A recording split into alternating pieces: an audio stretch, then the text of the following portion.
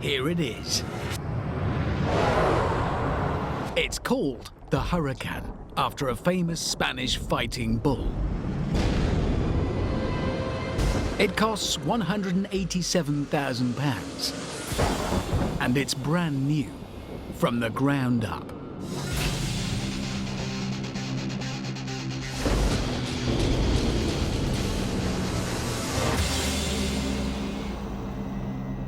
Oh, well, that's a problem right there. I could have sworn this car was bright green, but according to the options list, it's Verde Mantis. Other colours available include Arancio Borealis, Grigio Nimbus and Marron Alcestis. How's a Premiership footballer going to get his head round that? Anyway, to business.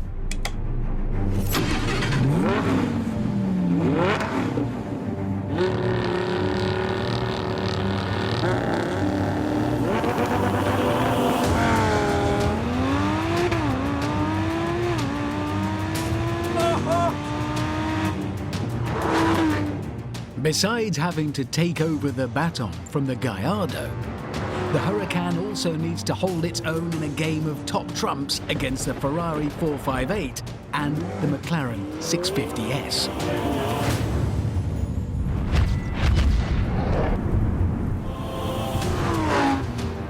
To do that, there are some very big boxes to tick.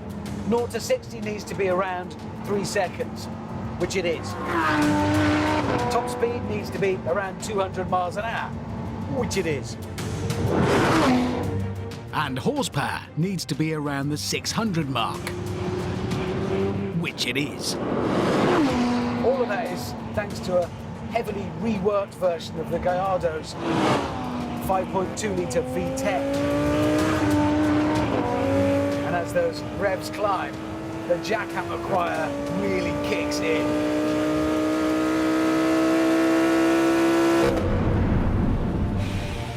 The Huracán also has a brand new state-of-the-art twin-clutch gearbox, which is superb.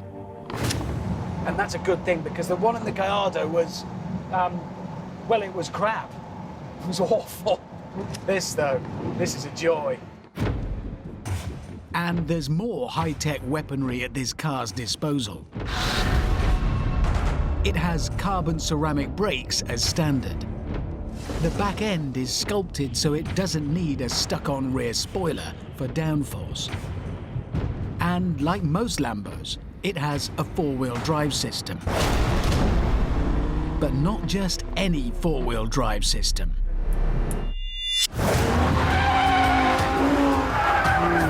It has 3 gyroscopes on board, like you get on a fighter jet, and they're busy monitoring everything that's going on. Send all that information back to the four-wheel drive brain, and it then decides how much power to send to each individual wheel. My head hurts just thinking about how all that works. The result is, you can corner at sensational speeds. I'm glued down. The grip is astonishing. It's almost undefeatable. If slithering about is your thing, you can have some fun in the Huracán.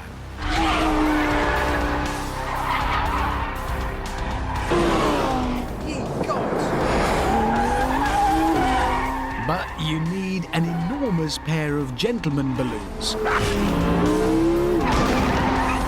and your own personal airfield to play on.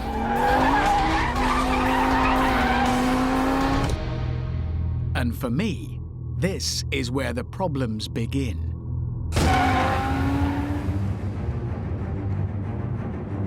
This Huracán has been designed on the road to feel tame and user-friendly. You don't get that special Lamborghini mentalist feeling unless you are out here with an entire airfield under your wheels. And that's a bit of a heartbreaker, actually. And while we're on it, there's another issue. And it's a big thing. Basically, bear with me on this, it's the looks. I know it's bright green and low and there's a bull on the front, but I just don't think that the Huracán is special enough for a Lamborghini. Lamborghinis should be jaw-dropping. That's why they make the best bedroom wall posters. And I just don't see it with this. I think the problem is this has been designed to sell many, many times and to still look good in 10 years' time. And I think for that reason, they've played it safe. Lamborghini, like every other car company, has got to shift units to survive. But I think with the Huracán, they've thrown the baby out with the bathwater. I've had some good times, no, great times in Lamborghinis on Top Gear. And if the producers got my email, they shall now follow a montage showing that.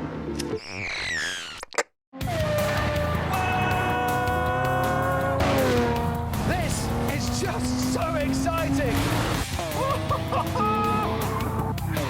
That's absolutely brutal!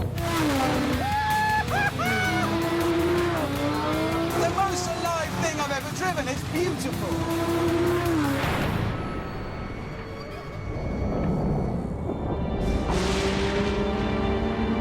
Now, as a car, this Huracán is probably better than all those other Lamborghinis.